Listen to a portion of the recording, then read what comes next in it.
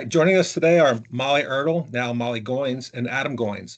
Molly is a Colorado native who was a top player for Mullen High School and Team 180 prior to playing at Boston College. Adam is from Berwyn, Pennsylvania, which is a suburb of Philadelphia. So I know he's a Wawa guy right off the bat. Nice, Wawa. He Big was fan. a highly decorated player out of Conestoga High School before playing at Notre Dame. Both Molly and Adam were coaches at Lassiter High School before moving to their current team of Harrison High School. Besides coaching at Harrison in 2023, they co-founded and coached the club team Freestyle Lacrosse. In addition to coaching, they are also co-founders of Second Slide, which is a company that aims to change the game when it comes to how teams are organized and supported. Thank you both for joining us today. Let's start off. How did y'all both get started in lacrosse? Yeah, I'll kick off. I actually was playing soccer up until 8th grade, and then had a really poor experience with the club I was playing for, and decided that I wanted to take a little break from soccer. And it was as I was entering my freshman year of high school. I didn't know what I was going to play in high school, and the high school team at Mullen had asked my sister, who was a basketball player, to come play and be their draw specialist for the high school team. But specializing in basketball, she couldn't do so. So she's like, Mom, maybe try lacrosse. It looks like a cool sport. I'm not going to be able to play it because of basketball, but I think that you would really enjoy it. So went out and tried a rec league at the end of my 8th grade year into that summer, and absolutely loved it. And then decided to stick with it and joined Team 180, the club team. And that was really my first taste of competitive lacrosse, and totally caught the lacrosse bug. Cool. Yeah, I was living in Chicago, or I guess suburb of Chicago, when I was in 6th grade, and was super fortunate that a family from Long Island moved in next to us that year, and they had a son who was in high school at the time and had played lacrosse in Long Island. Lacrosse was just getting started up in that suburb, so I saw the lacrosse net in his backyard and saw him playing, and went over one day and was like, hey, what's going on here? And then that summer we actually moved from Chicago to Pennsylvania, where fortunately lacrosse is big in Philly, and decided to pick it up in 7th grade, and was lucky to have moved into the right school district, where they had a lot of great coaches and talented players. Well, that's great. So Molly, and then I'll ask Adam, but Molly, how did you find your way to BC from Colorado? So I have two older sisters. One went to Notre Dame, one went to Boston College. We both went to, or all five of us, I'm one of five kids. We all went to Mullen, which is a Catholic high school. So naturally, a lot of folks were looking at Boston College, Notre Dame, and we're huge football fans in our house. So being the two Catholic schools with Division I football teams, we had a natural affinity towards both those schools. So my sisters went to one of each, and after a long recruiting process across a ton of different schools outside of those two, it really came down to Notre Dame and BC for me. And I just simply loved Boston, the city of Boston, and the coaching staff there was exceptional. So decided BC was the spot for me, even though it was a long journey out from Colorado. Yeah. And Adam, what led you to Notre Dame? It's kind of funny. Molly also got recruited by Notre Dame in high school, and we didn't know at the time, and it wasn't until we started dating that we put it together that we actually were on the same unofficial visit the same weekend that's great. at Notre Dame. Don't remember meeting each other, but we definitely were on the football field at the same time with our parents, which is kind of crazy. For me, it's just the college recruiting process when you're in high school is crazy. I was lucky that it was time for me. It was very exciting and fun. I know that's not the case for everybody, but I was lucky enough to go on a bunch of recruiting visits to different colleges, and Notre Dame just felt different. And basically just committed after my visit there, and yeah, it was great. Awesome. Moving on to the next question. What challenges did you face moving on from high school to top level programs? Yeah, it's a great question. I would say the biggest change is just balance across all facets of life. You want to be completely and totally dedicated into a sport. But then you also have to have the balance of being at a rigorous academic institution as well, and then also prioritizing what you're doing outside of the sport too. Mm-hmm. I also think that something I haven't really realized since being out of college was the balance mentally just of the sport itself, and what that component looked like in high school. I think you're kind of given this bubble of here are the sports you're playing, here's what you're expected to do academically.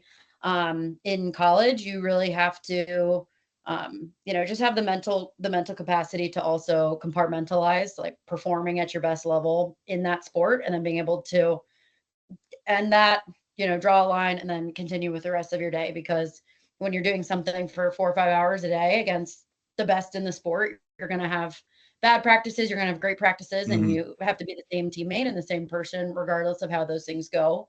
Um, so I think I was really lucky at BC to have a great coach in Acacia Walker that allows for that transition to happen really seamlessly.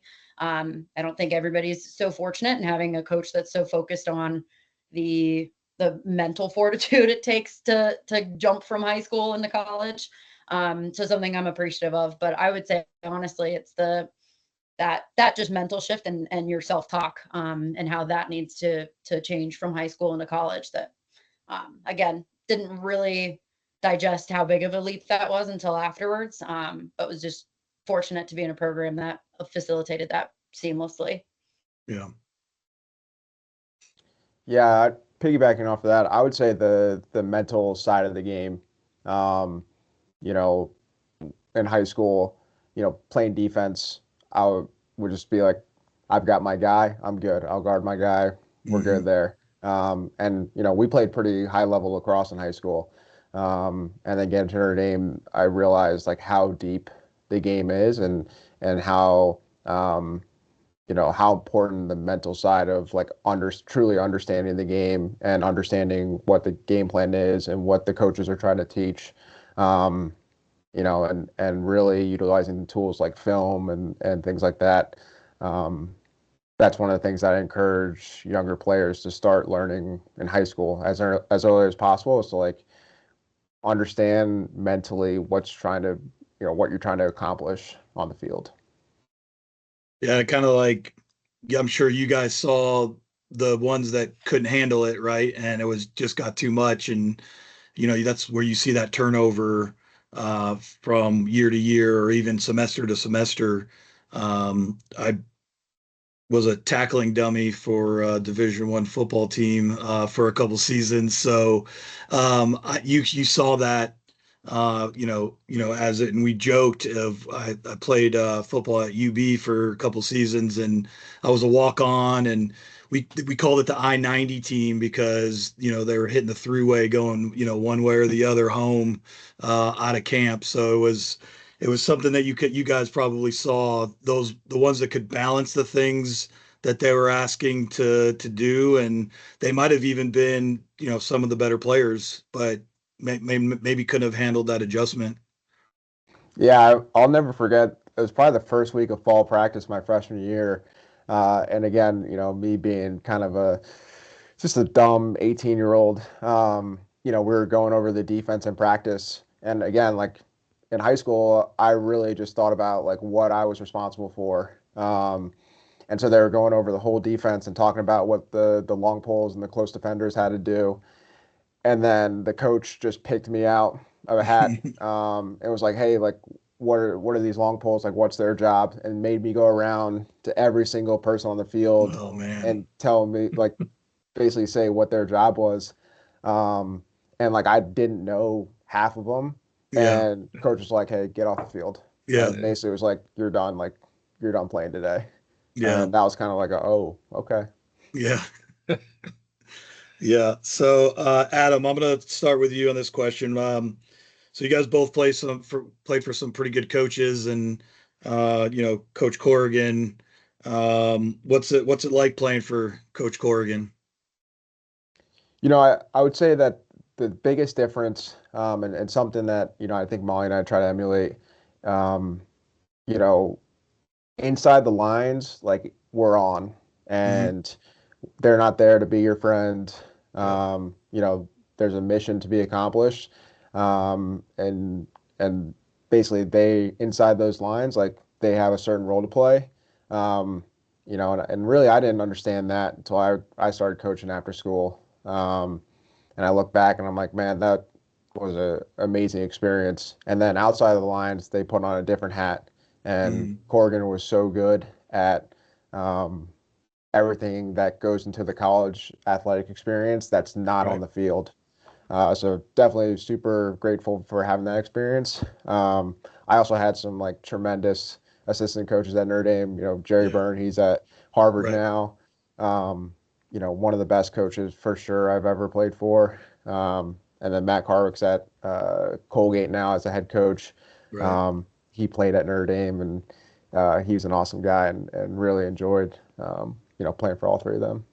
Yeah, that's funny because you see Coach Corrigan, on TV, right? And you see him, kind of losing his mind or kind of getting after officials. And it's kind of, everybody kind of gets that view, but not everybody kind of understands everything that goes into what a coach does. So that's great to have that understanding and being able to kind of go in a little bit deeper of what you see on TV. Obviously, is not what you always get.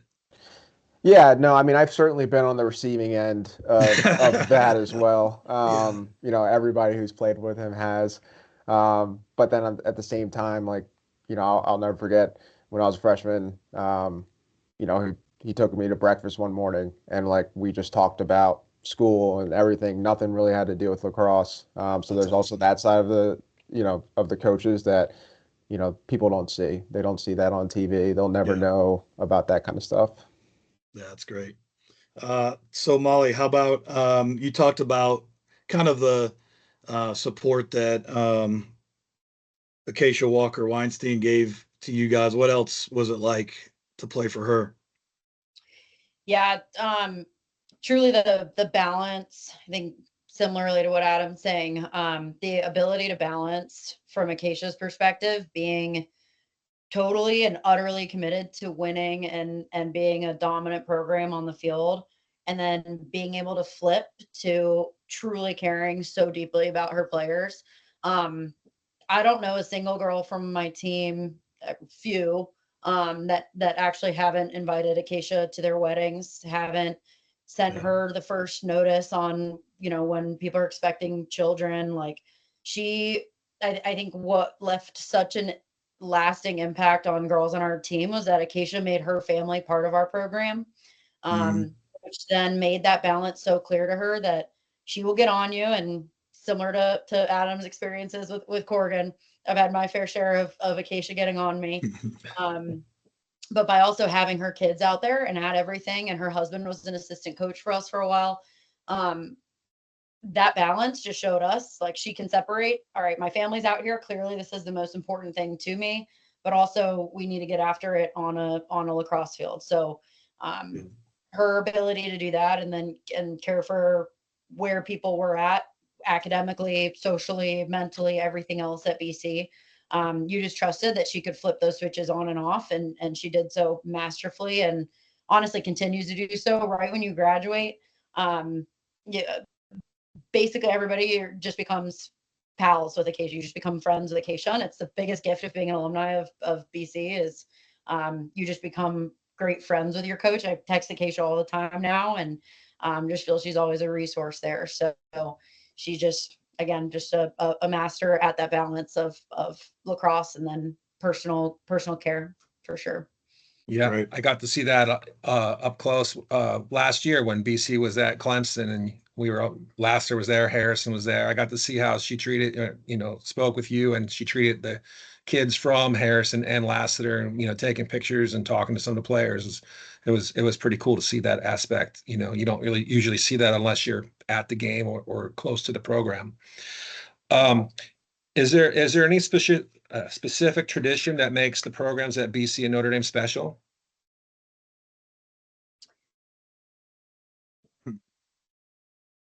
I had an idea come to mind for Notre Dame's actually before BC. I have always been jealous of the bagpipe entrance that Notre That Dame is does, really cool. Yeah. and I have always been like, you know what? BC is actually the most Irish. Like we're the most Irish city in the United States. We should be entering the bagpipes. So not to steal Adam's thunder there, but no, BC we have some fantastic traditions. Honestly, a lot of them happen within the locker room prior to going out to a field. We've had all sorts of different things that the team says. Acacia's hugely passionate about like visualization, speaking things into existence. So honestly, meditating is a huge part of the program. And so it's a tradition on some of the like phrases that we all say prior to the game and taking the field, which are hugely impactful. And then things that you kind of have in your mind. And then every team that has ever played for BC sort of knows that that's what we're about. We've done the same cheer before every game for, I think somebody said 20 or 32 years now. Oh, wow.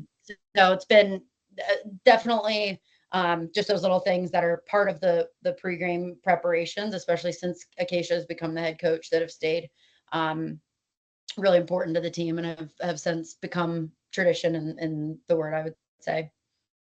I know from a spectator standpoint, you always know where the BC fans are with the neon green or neon yellow, Yes. however you describe it. But yeah, it's pretty cool to see. Like you go to the game, and you see a whole section of just that same color shirt, and they're the BC fans. Yeah. I debated. I almost threw on my BC. I had it on earlier, and then I honestly thoughtlessly put on freestyle. It's basically I just switched between Harrison freestyle and BC lacrosse at this point. But yeah, the neon has become a tradition, which is very cool. I will also say for the over 21 crowd here, the BC tailgates now being on the other side of them. Our parents also have tremendous tradition in the Irish whiskey toast that happens before every game if you're a parent of a BC player. So those and like the big camaraderie, they're always the speeches and so the tailgates now too. I'll say, having been on the flip side of the program, have found that the traditions are, a lot of those are held within our parents as well, which is pretty cool. It's cool. Yeah, Molly, I think you stole mine, I guess, with the bagpipes, but I'll go a little different here. We have the alumni network. Everyone talks about the alumni network at Notre Dame, and it's real. And then even a subset of that, the Notre Dame Lacrosse Alumni Network, is crazy. And we have a series of alumni events throughout the year, but there's one that's pretty cool. It's kind of the junior year networking event in New York City. And so every junior on the team goes during their fall break to New York City. And we spend like a whole day on Wall Street going to I think it's NBC Studios or NBC, I'm not sure. But we go to all these companies and get to see and sit down with Notre Dame alum and just talk about business and things like that. And then there's a big alumni event that night. That's a really awesome thing to look forward to as a player, but then now as an alumni. So that's pretty cool. Cool. What do you guys have for some advice to players that want to play at the next level? There's obviously a bunch of tactical advice in terms of, getting your body in shape and lacrosse specific stuff. I would say ask yourself the hard questions. Ask yourself the question, do I really love lacrosse? Do I love playing lacrosse? Do I want to practice every day? I think there's a lot of people that, players and parents included, that like are, obsessed with like this glorified college lacrosse experience. Right. And their child or the player doesn't actually love the sport. To have success really in anything, but at the highest level for lacrosse, like you have to love the game. Um, and I would say like ask yourself if you really love the game. If the answer is yes, if the answer is like, yeah, this is what I want to do every day, like I love practice. I want to go to practice. I love going to the gym. Like then you'll be set. You'll be just fine. Yeah. Yeah, totally agree there. I would also say putting as much practice into the mental side of the game as the physical.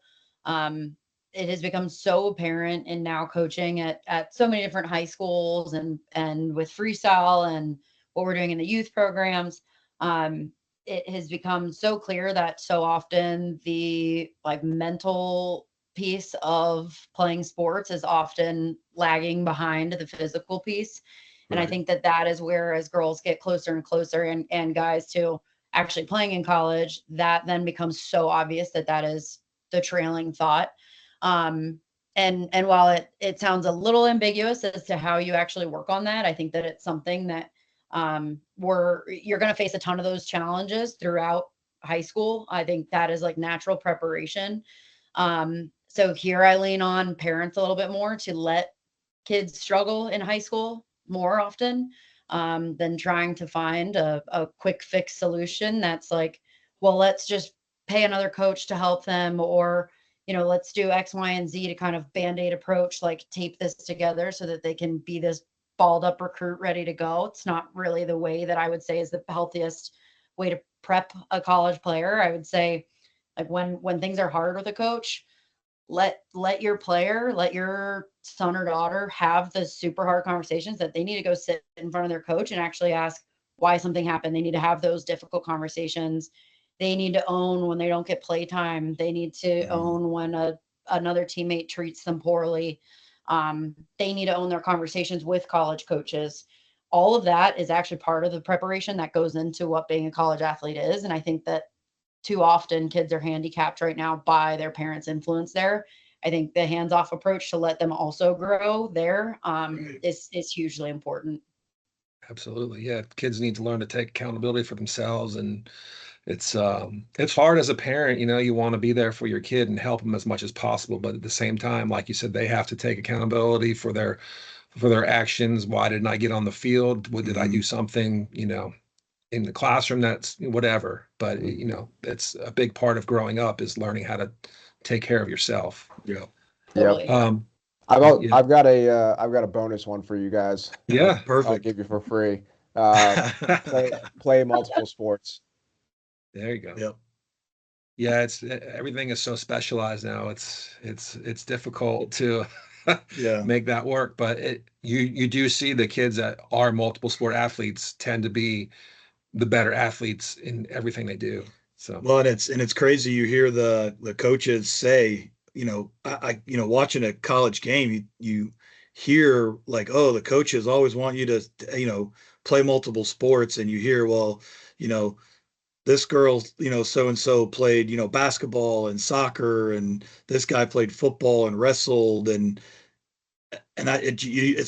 it's not transferring to the families. It's the, you know, probably we're probably guilty of it a little bit, but like, well, let's get you lacrosse training, let's get you this, let's get you that, and you're right, it's multiple sport athletes, and you just don't see it anymore. And I don't know if that's because of what everybody sees and everybody thinks they can get a part of that. I don't know what were you guys' experiences with single athletes, single sport athletes compared with multiple, or did you guys usually have all multiple sport athletes?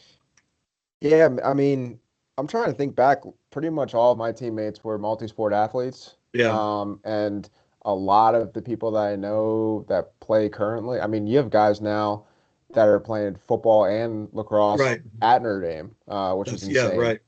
Um, maybe it's just I'm just spitballing here. I mean, maybe the people that do play multi-sports are the ones that play in college. And like the Yeah, yeah, folks you're that are right. specializing, like there's just a lower percentage of them that are playing in college, and maybe that's just naturally having that Yeah, effect. and it allows them to, understand different sports and different movements, and understanding, different aspects of the game that they miss because they're always playing, one sport at some point. Yeah. Yeah.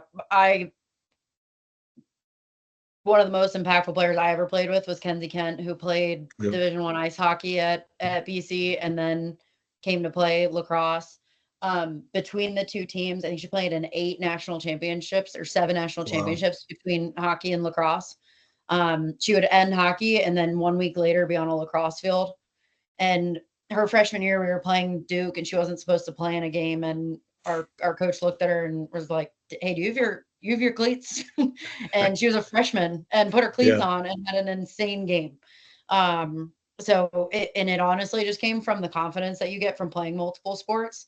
She's like, "All right, well, I've already gotten some college playing experience. It's been on ice, and this is turf, but no problem." But she constantly, even when she was a freshman, and I was a junior, like just kind of a sounding or just kind of this like stable person on our team that we just needed. And I honestly think that just comes from when you've had so many experiences across multiple different sports.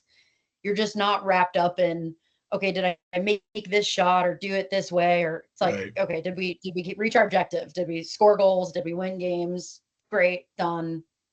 We move on.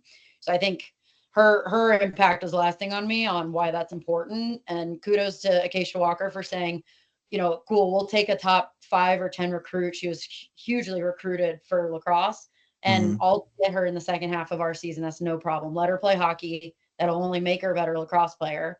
Right. And then come over and play lacrosse. And I think that athletes that do that, especially in lacrosse, North Carolina does it a lot with soccer players, BC with hockey. I know field hockey players play both. Like the coaches that lean into that are the ones that have had the most success in lacrosse by a mile, for sure. Yeah. Northwestern, bit hugely into multi-sport. Yeah. So it needs to be the norm. Yeah. I'm here Absolutely. to shout it from the mountaintops, like play multiple sports, especially as females. Imagine like with Kenzie Kent, like she, like you said, she reached such success with both hockey and lacrosse. Like at some point, don't want to say she got comfortable with it, but she didn't get overwhelmed by the moments, and I'm sure that rubbed off on the team. Totally. And it became an expectation. And I think that's leaders like her class was so important in starting this national championship run that BC's been on. It became the norm that, and a lot of this comes too from Kenzie's mom, who's the assistant coach at BC. She's the defensive coach, Jen Kent, incredible coach. The two of them are just like, why would we not be the best? They're just total competitors, in the best possible way. They're never conceited. They're never, I don't know, too aggressive or anything that I think people would maybe think people of that kind of like athletic stature could be. Kenzie was always the first to point to herself and, hey, what do we need to do to get to somewhere? Jen coaches that way too. But for both of them, it just runs through the Kent bloodline of like, we need to be at national championships. Why would we not be at national championships? This shouldn't stress you out. This is what should be the expectation. I think that mental reset was a huge shift for BC that then it just became the norm. We like you have to get to national championships. There's no pressure on it. Just be good enough to know that you can get there and have that confidence. And again, that mental flip is I think what has gotten BC there year after year after year. It hasn't always been skill. It's been mental leadership from players and coaches. Yeah, that's great. Yeah. So what led you both to Georgia? So we actually, both of us were hired by General Electric as part of a software engineering rotational program. So you had to move every 6 months and work within different parts of GE, doing things from like computer science to software engineering to product management, kind of everything between in that software space.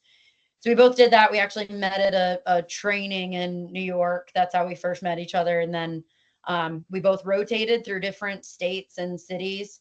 And then at the end of our rotations, you choose where to offboard. And we both loved Atlanta. We'd rotated through Atlanta. And so we decided that we'd live in Atlanta for a little bit. Neither of us had lived for too long in the South. I hadn't. Adam, was born in Florida and lived in Alabama for a few years when he was like 3. But, we'd both been interested in exploring the South and loved the people here. And so we just kind of easily found home here. So Cool. Great. So Adam, do you have any challenges or any big differences, going from the boys game to the girls game as a coach? That's a good question. I'm gonna keep it real. There's definitely a lot more crying on the with the girls than I had expected. And it's not like it's just like girls will just start crying just out of nowhere, not even Right. because they're like sad or like upset, like it just happens. And like the first time that happened 2 years ago, I just like looked at Molly and just walked away. So, but no, I think it's a very similar game. The fundamentals, the way you move, the way you play, uh, very similar. I would say the one thing that I wish I could coach with the girls is like, hey, just run them over, please. Yeah. But Yeah. Can't do can't do that. And then why did you guys become coaches? What drew you to the coaching profession? I know, I was in it for the money, so that was a big draw for me. But what do you guys think about, coaching and what kind of led you to do that?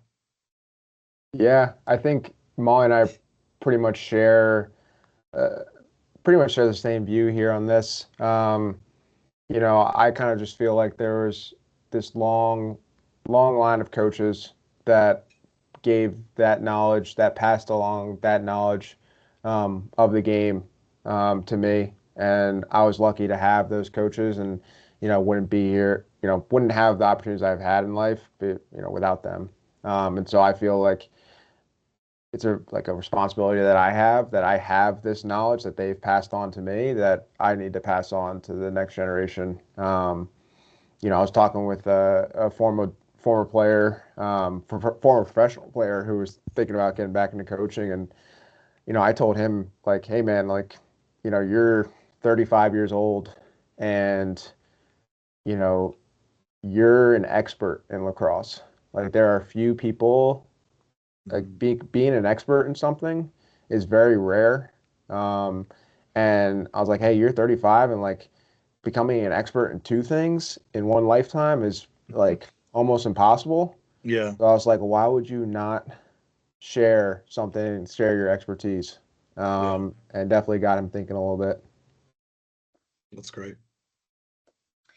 yeah, I would say from my side, similarly, always felt very, very gracious for the coaches that I had. Also just we simply love coaching. Like we love it. It is what fills our house like 99% of the time talking about coaching. So we just love sports. We love competing. But I think too, and this is again something I'm going to sound like a broken record here, but I think Acacia is so impactful in what sports should do for the confidence of people generally, let alone females in the world, and how you should Mm, carry yourself with like strength and confidence. And that is something that I have always felt so fortunate that I got to experience from the best, and that I outside of the sport and whether girls play it in college or not, I think the confidence that sports should give you in every other aspect of life and what you learn there is so valuable, from girls in fifth grade that'll play for one season and never pick up the sport again to girls that'll go be, Tour finalists and play professionally someday. There is something about the confidence you find in lacrosse specifically, yes, all sports generally, about like how to speak up, how to use your voice, how to be tough, how to like take hardship and move past it and work with people. And I genuinely feel there are parts of that missing, and the importance of that in a lot of kids today. That gets back to, I think, some of the mental health of children these days, that mm, I think so much of it can be solved by good hard coaching, working towards a goal, and expecting kids to reach goals, and expecting something of kids that there are so many life lessons there outside of just getting recruited to good schools that I just feel like the two of us feel we can't really stand by and not try and at least give that structure to kids to hopefully, impact how they think of themselves, how they carry themselves, even if lacrosse is a fleeting passion of theirs. Just I think it's what all of us coaches, you guys know. That's why we coach. That's why it's, Yeah, yeah, you hope to have that impact. And we both felt like that impact was had on us. So we yeah. can give it back. Um, when Adam talked about just not enough coaches and sharing your expertise, I coached at Lassiter in 2006 when we won a state championship, and there were 30 teams. And to see the growth now, I love it. It's great, but I don't think there's enough coaches that are qualified coaches. And I'm not trying to, you know, knock anybody or not thinking they need to be coaches, but just would love to see more, like Adam said, experts in something that to share that with everybody else. And even if it's coach the coaches and do clinics and do things like that, it would be tremendous for the addition of to share the game. Obviously, it's a unique game in a sense of people will watch and be like, well, what the heck, you get the ball back if you chase it? I don't understand that, and it's kind of a hard concept for a little bit, but it's such a great game and it's a complement of so many games. And would love to see more coaches. And coaching at a program right now that hasn't had the most success, it's really hard to find coaches. I think there's a lot of coaches sitting on staffs. I might not get a good review for this, but sitting on staffs that are really great coaches that are on that they're going to be maybe great teams with or without one of your coaching, because there's so many great coaches sitting on those programs. I would love to see people expand out, and yeah, that might take a little bit. It might take a while for the programs to be more successful, but I think, like you said, the kids will benefit not just lacrosse, but from having such a great experience through lacrosse and going on, further on after lacrosse is over. I mean, I still talk to my high school lacrosse coach. They were just at the Bills, you know, training or whatever, and like there was like four or five of them that were like legends from where I'm from, and I just looked at each of them and I thought about everything that they were able to teach me. And I still coach the way they coached, and I graduated high school in 1996. So you can imagine like people thinking I'm old school and where are your great ideas? And I'm like, well, it works. And there's so many people that are thankful because of those coaches that it really does make a big difference. Totally. Yep. Couldn't agree more. All right, so I think your last answer kind of leads into this, but what led to the decision to start freestyle? Yeah, so we had always wanted to start a club together. Obviously, it's a shared passion between the two of us, and we have always just had a way in which we have wanted to see clubs run. And we knew that in order to truly own the full experience and to run a club how you wanted to, it needed to completely be your own. Unfortunately, these days it's hard to do so in a pocket within a larger club. So we knew it Mhm. needed to be our own. And we definitely have some ideas that I think initially people kind of look a little sideways at things we want to do. And but we knew that having our own club would give us the space to do that and to own what might seem like crazy ideas here and wild ideas there. But so we really wanted to start it. And really our focus was that the two of us wanted to have all eyes on a team. That's why we started with one team.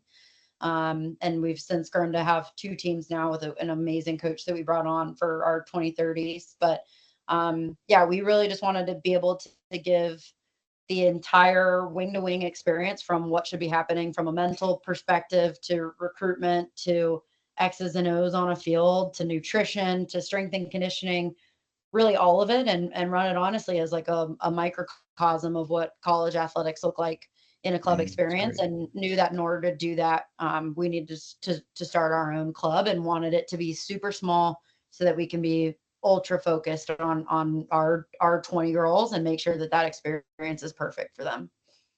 That's great. Okay, so did you have any challenges when you started up? Well, I'll tell a quick story. So Molly mentioned that we always wanted to start a club. We actually started a club. We started freestyle like, what was it, 2018, Molly? 2019? 2019. Oh Yeah, man, fall of yeah. 2019. We thought we were so slick. We got an LLC, we got a bank account, we got a new logo, and we got all this done. And I remember sitting there one day with Molly, and I was like, "Hey, this is great, but like, we don't have any players, and we don't know anybody, because we hadn't even started coaching yet in Georgia." And so we were like, "All right, maybe we should just wait." So, yeah, that was a good one for us. But I'd say the biggest challenge that we ran into for sure was just the tournaments, getting into the highest quality tournaments. The club lacrosse scene, for better or for worse, it's a game, and there's a lot of players with a lot of different motives, and we definitely had to work to get into the position we're in now, and we're still not where we want to be.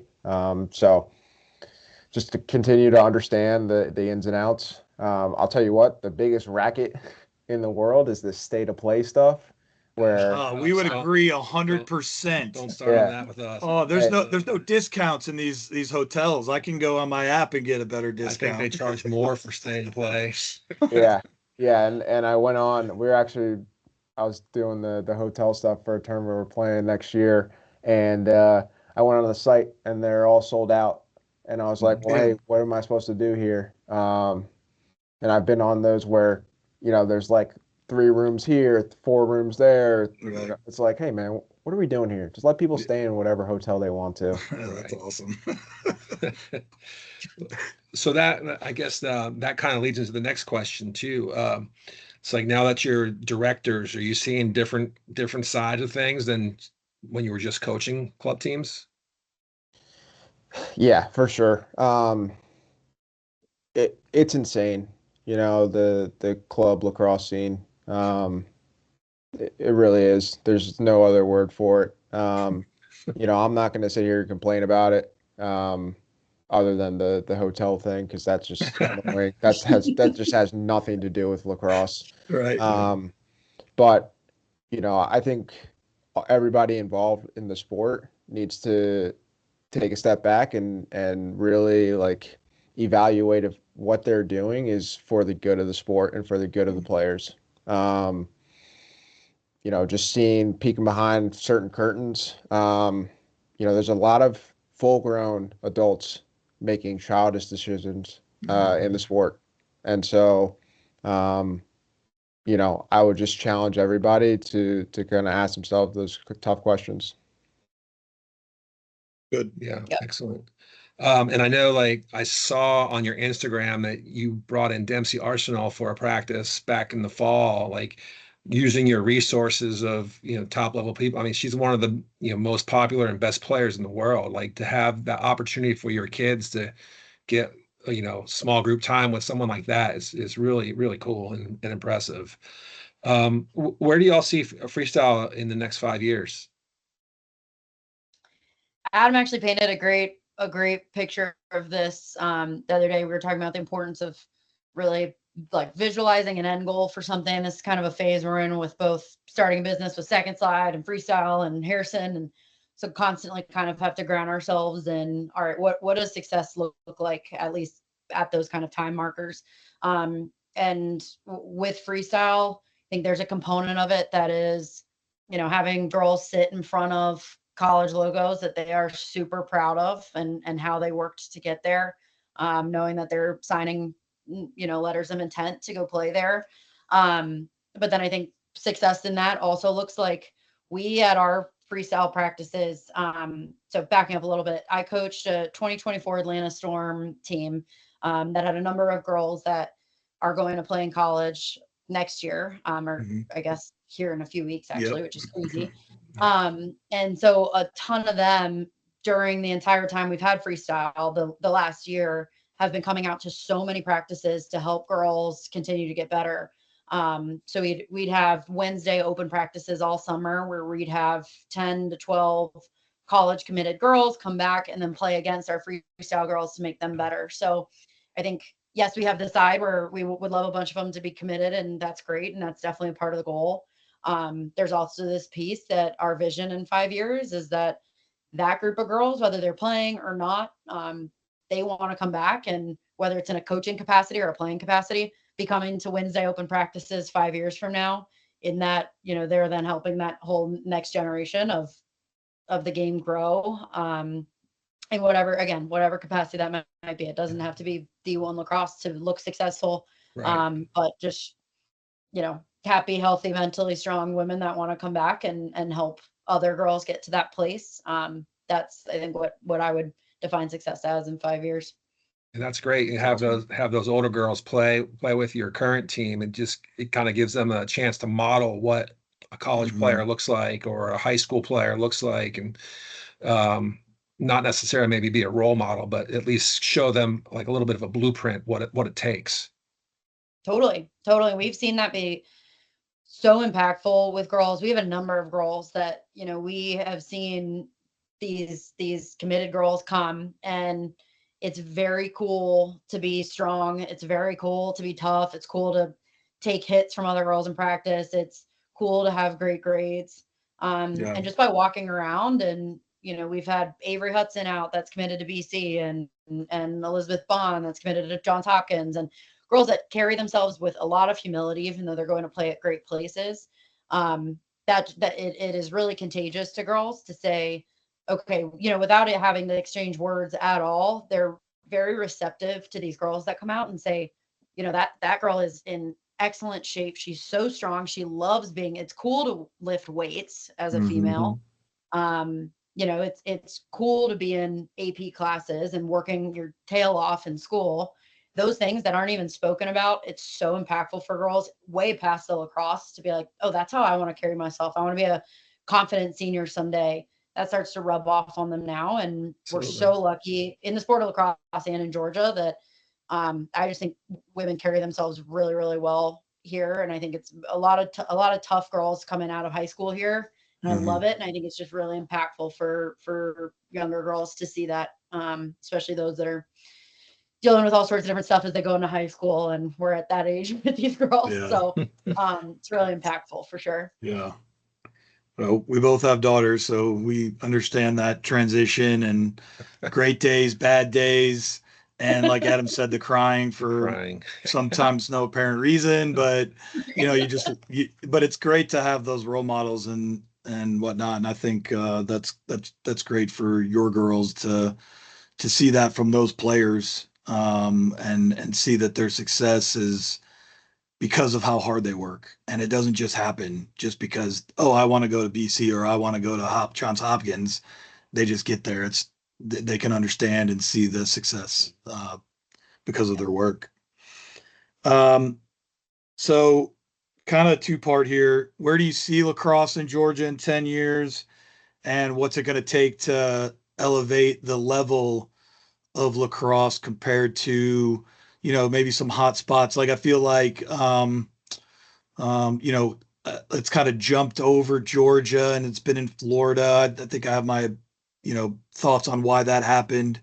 A lot of people from New York and whatever moving to Florida and, like Adam said, like sharing their knowledge and helping coach. And I think that was a big deal in Florida. And you see Texas pretty big.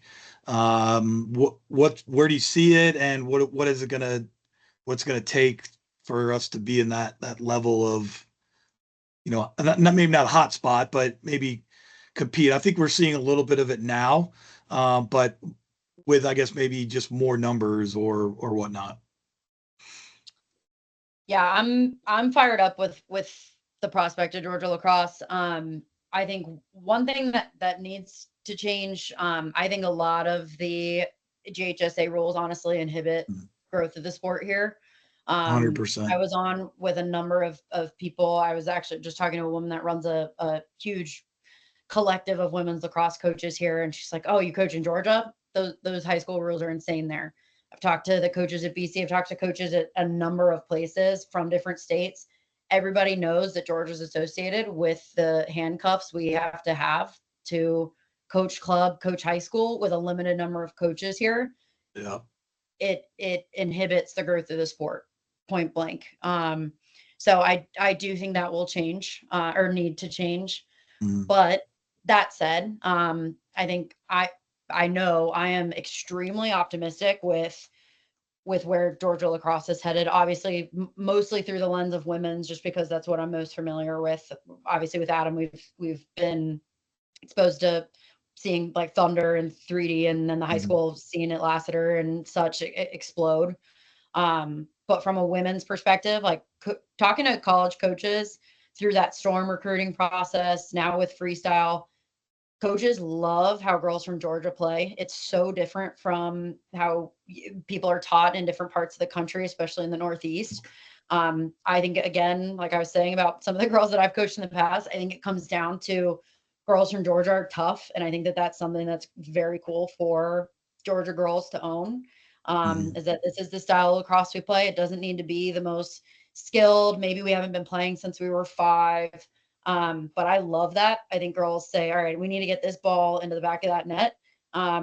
We happen to play flag football all the time and also watch football all the time. We're going to get it done in our way. And I think that mentality is very clear to other coaches. I've talked to Acacia about this before, and that Avery Hudson, who's going to BC next year, when she was going through recruiting, that's the second girl from Georgia that Acacia's now taken in a few years, with Ava Beeson being the first. She's like, these girls are built different down there. I'm like, I know it. they really are. And honestly, almost more importantly, and maybe more importantly, from the mental side too, just that like toughness and grit, I think is going to take Georgia lacrosse to the next level. And college coaches, they see that, which is why we are so fired up to be in it. We love the girls we coach. And I also think that I'm sorry, this is a long answer here, but no, it's great. Feel passionately on it. How parents parent in Georgia, I think, is so critical to the success that can be reached on an athletic field here. I think we are so blessed with our group at Harrison and Kennesaw with our freestyle parents. They let us coach their daughters, and they let us coach sometimes in tough ways. But I think that it allows us to not constantly have to worry about, like, is so-and-so upset, or what are their parents thinking?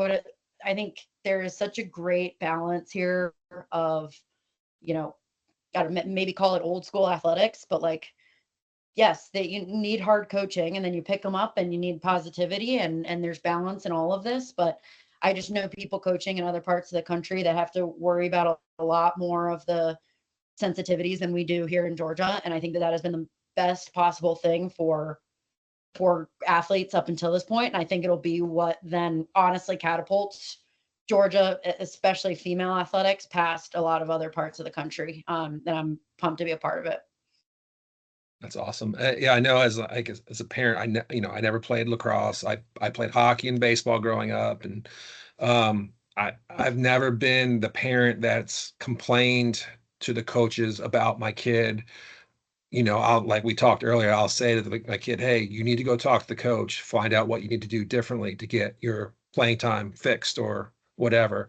And I'm a little older than Pete, but like I consider my coaching style like old school / new school remix, because I think about, the coach that used to grab my face mask.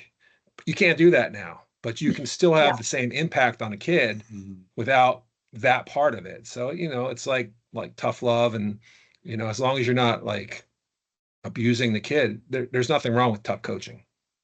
Yeah. Yep. No, it all has to be balanced, and absolutely, it always has to be for the good of the player. I just think sometimes in other places, parents can inhibit that, exactly like the examples you're talking about, by by being that voice to coaches, being in the middle of so many different things and being the advocate for their child instead of the child being an advocate for themselves.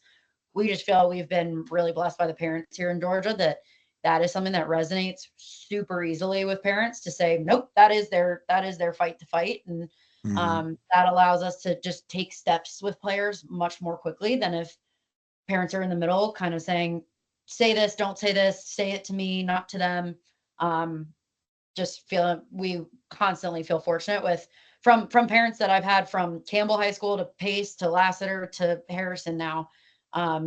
It's been across the board. One of the reasons that I just can see coaching here for so long is the parents we get their daughters we get a coach. So in your last answer, you were talking about some of the rules. One of our standard questions I like to ask everybody is there any specific rules you'd like to see changed? Is there one or two rules that you think could be changed to help better the game immediately? Yep. Being allowed to coach a set number of players on a club team outside of the high school season. I think it's totally reasonable not to have, a group of 10 high school kids that you're then coaching year round, or 15 high school kids you're coaching year round. But I think for the rule to be at one is much stricter than in other states.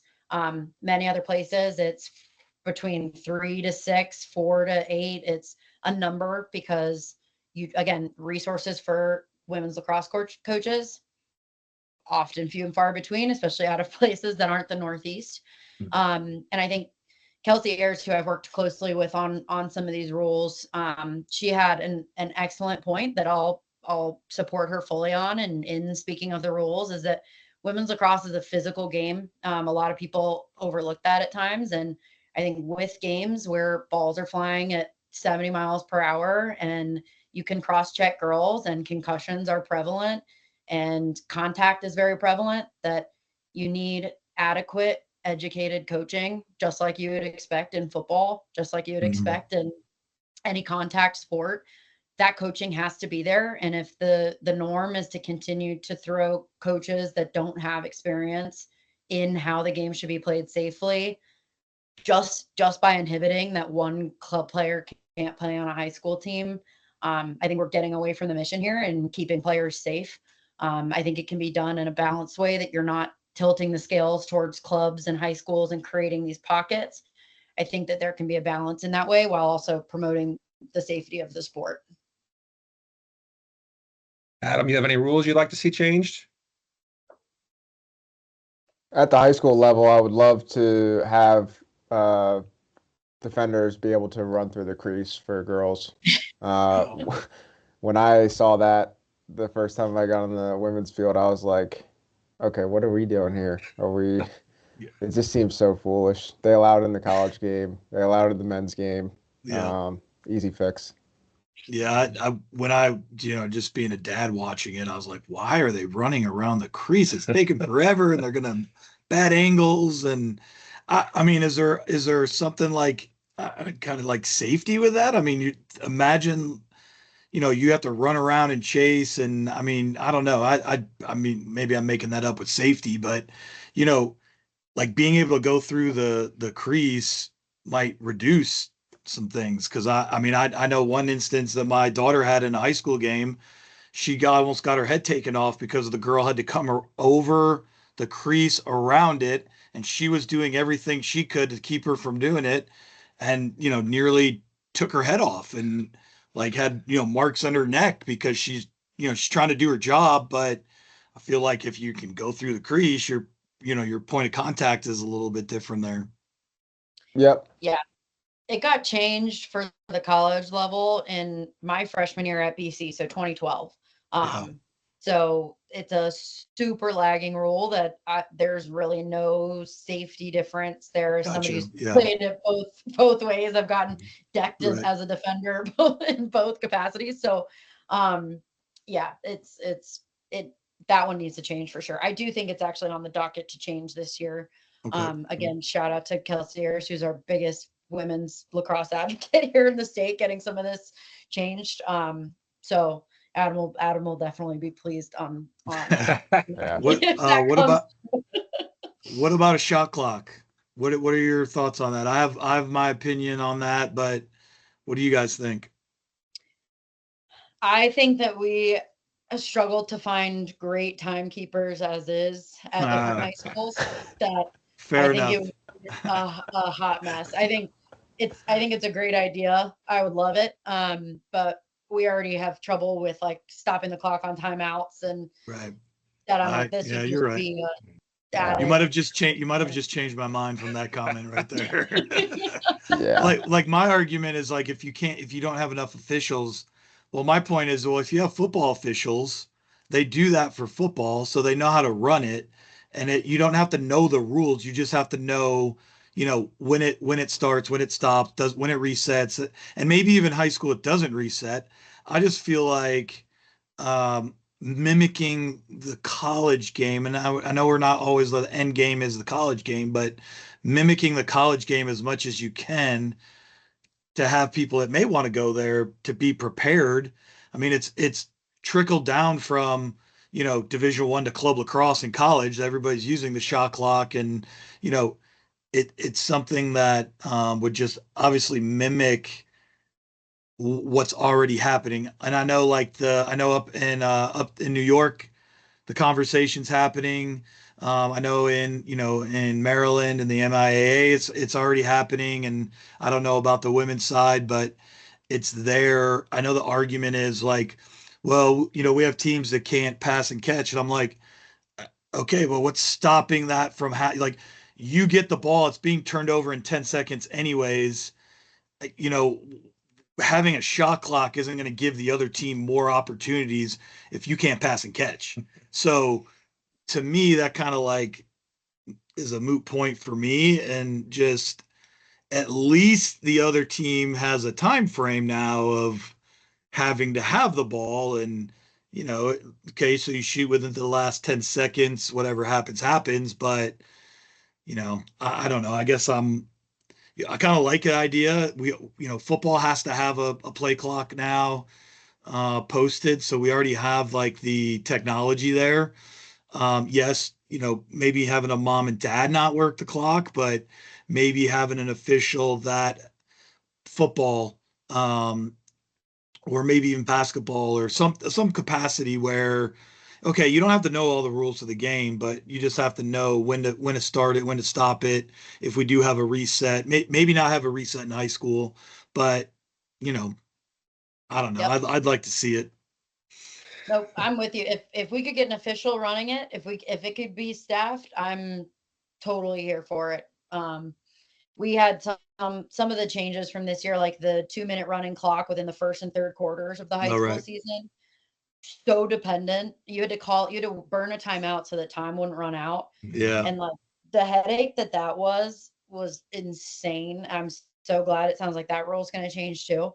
But that and dealing with that with clock keepers, that's when I was just like, if we entered the shot clock into this, there would just be Yeah. it would be madness. But if it was run by a ref, I would be totally on board. I love what it does for the game, especially as a defender. Yeah. But yeah, it would just need to be operated I- efficiently for and sure. it's hard when you go to different places, and then maybe even different officials, interpretation of the rule, or whether it's right or wrong, it's still very difficult for the kids to understand it and the coaches to understand it. So yeah, yeah, there are some things you want to see mainstreamed a little bit. Right, right. All right. So looking at your website, your company Second Slide is full of lacrosse players. Tell us a little bit about Second Slide. Yeah, so Second Slide actually has been around for a number of years now. We were formerly Clinic Sports, and myself and a few other Nerd Name guys started a company. We bought one of those vans, and we were driving around out west coaching lacrosse clinics. Coaching clinics in like Idaho, Arizona, Montana, which was pretty fun. And then COVID hit. And had to change the business model. The one thing that we saw everywhere we went was like teams had trouble fundraising. They would always ask us, "Hey, do you have any fundraising tips?" And then also in kind of remote places, they had trouble getting gear, and jerseys and things like that. So that's kind of how Second Slide started. We're kind of a end-to-end technology platform for athletic programs. We do have the online retail store, but that's just one component of what Second Slide is. We do a lot of things to help programs, whether it's ordering cases of balls, whether it's providing them with uniforms, helping them assign uniform numbers to players, things like that. So it's growing. I think we're adding new functionality and like new things that we're doing every day, which has been a lot of fun. Excellent. Well, we've had a great time. I think we've about wrapped up today's episode, and hopefully we'll get you back on again. If someone wants to reach out to you about freestyle or Second Slide, what's the best way to get in touch with you? Yeah, we've got social media across all fronts for freestyle, Harrison, Second Slide, all of it. We can also, I don't know if there will be like notes on this or anything of that nature. But we've got emails that are super easy. My Second Slide is typically where we field a lot of things for. It's all loosely in the gray area of lacrosse. So Molly at secondslide.io. Yeah, we'll post is a them great up. funnel point for us. And I Yeah, think we'll make sure we'll post all that once it goes online and everything, and we can share that with everybody. Perfect. All right. Well, thank you guys for joining us, and it was a lot of fun to get both perspectives and having both of you on and sharing your knowledge. Likewise, thank you guys. And to your question you asked earlier about how Georgia lacrosse expands. I think it's also by having people like the two of you that are taking the time to interview two of us that are just in the state, kind of doing our thing. You don't have to be doing this. I think it's a very cool thing. So we're here to help with any context you need, any of it. But these are the things that move Georgia lacrosse forward in people's perception of it, awareness of it, knowledge of it. So thank you guys for having us. We're honored to be here and confident this is going to go great places. So Awesome. Great. Thank you. Thank you so much. We really enjoyed it.